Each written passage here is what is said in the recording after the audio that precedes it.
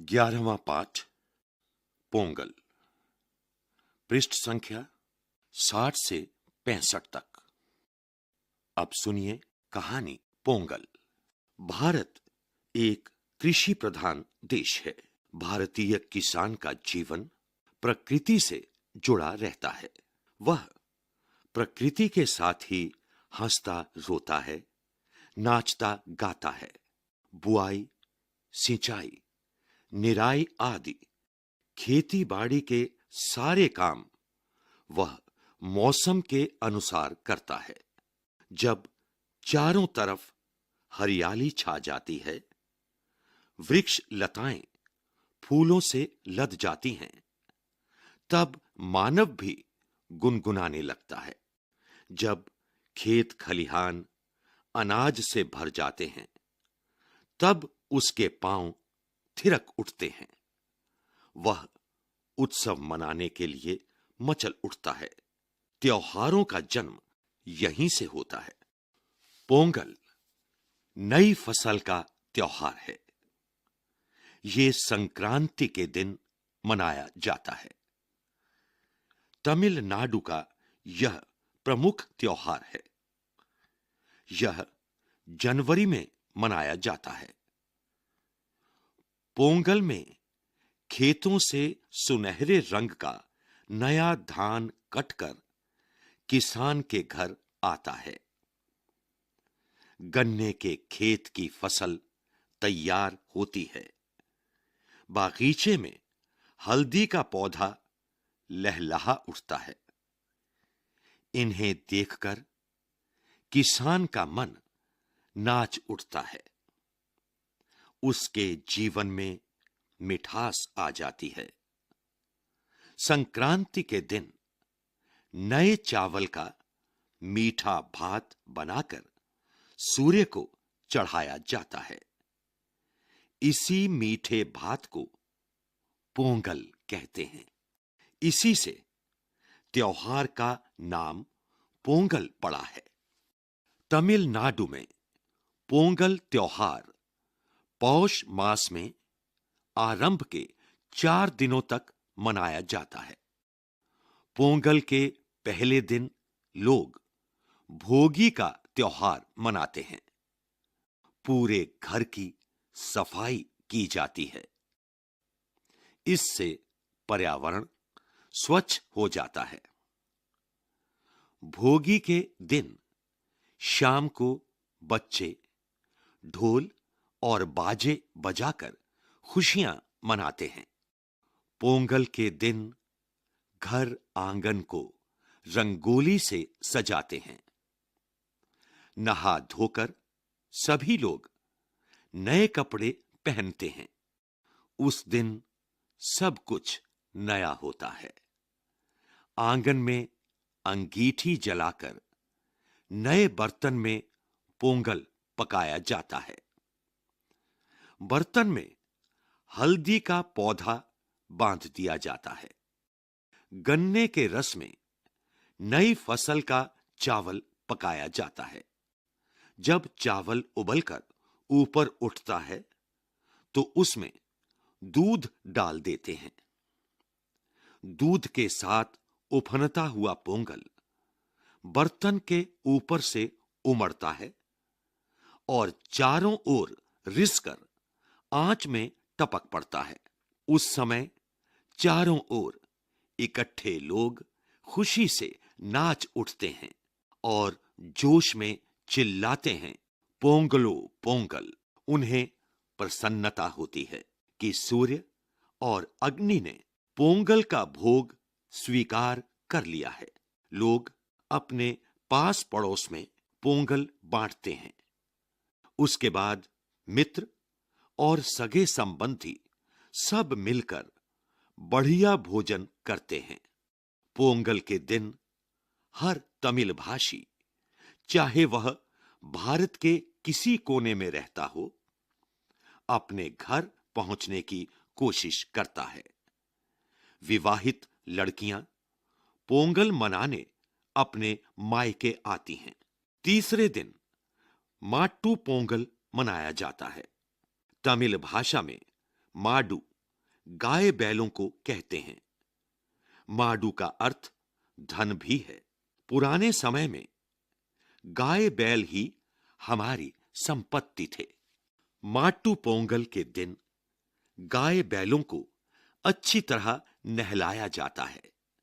लोग उनके सींगों को रंगते हैं और उन्हें रंगीन कपड़ों से सजाते हैं। लोग उनके गले में फूल मालाएं पहनाते हैं तथा उन्हें गुड़ और अच्छी अच्छी चीजें खिलाते हैं। शाम को मैदान में बैलों को दौड़ाया जाता है। चौथे दिन काणुम पोंगल होता है। खाना बांधकर पूरा परिवार घर से बाहर निकल पड़ता है। जगह जगह मेले लगते हैं। लोग मेलों में घूमते हैं या आसपास के स्थान देखने के लिए चल पड़ते हैं। इस तरह चारों दिन लोग अपने दैनंदिन कामों से छुट्टी लेकर इस त्योहार का आनंद लेते हैं। खेती से संबंधित यह त्योहार पूरे भारत में किसी न किसी रूप में मनाया जाता है। गुजरात से लेकर बंगाल तक लोग इसे संक्रांति के नाम से मनाते हैं। उत्तर भारत में संक्रांति पर स्नान का महत्व है। गंगा, यमुना, नर्मदा, क्षिप्रा आदि नदियों में लोग स्नान करते हैं। चावल और मूंग की दाल की खिचड़ी बनाकर खाते खिलाते हैं। महाराष्ट्र में यह तिल गुड़ का त्योहार है। तिल स्नेह का प्रतीक है और गुड़ मिठास का। लोग एक दूसरे को तिल गुड़ देकर कहते हैं, तिल गुड़ घ्या गोड़ बोला, अर्थात तिल और गुड़ खाओ और मीठा बोलो। पंजाब में संक्रांति से एक दिन पहले लोहड़ी का त्योहार मनाते हैं। लोहड़ी का अर्थ है छोटी या छोटी संक्रांति। लोग अपने घर से बाहर आंगन में या चौराहे पर लकड़ियां जमा करते हैं। संध्या के बाद स्त्री पुरुष और बच्चे वहां इकट्ठे होते हैं और लोहड़ी जलाते हैं। नई फसल का मक्का आग में डाला जाता है। यह खील की तरह फूल उठता है। लोग मक्के की फूली अर्थात खील और तिल की रेवड़ियां बांटते हैं। आपस में प्रेम से मिलते हैं। अरुणाचल प्रदेश में पानुंग का त्योहार भी इसी समय मनाया जाता है। विविधता में एकता भारत की विशेषता है। एक ही त्योहार को लोग विविध रूपों में मनाकर भारत की सांस्कृतिक एकता को मजबूत बनाते हैं। अभ्यास।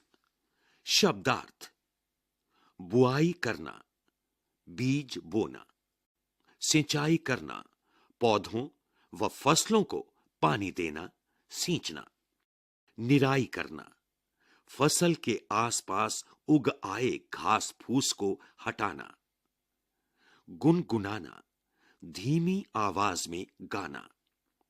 थिरकना, नाचना। चढ़ाना, भोग लगाना। पौष, पूस का महीना, जनवरी के आसपास। मंगलमय, कल्याणकारी। आंच, आग की लौ।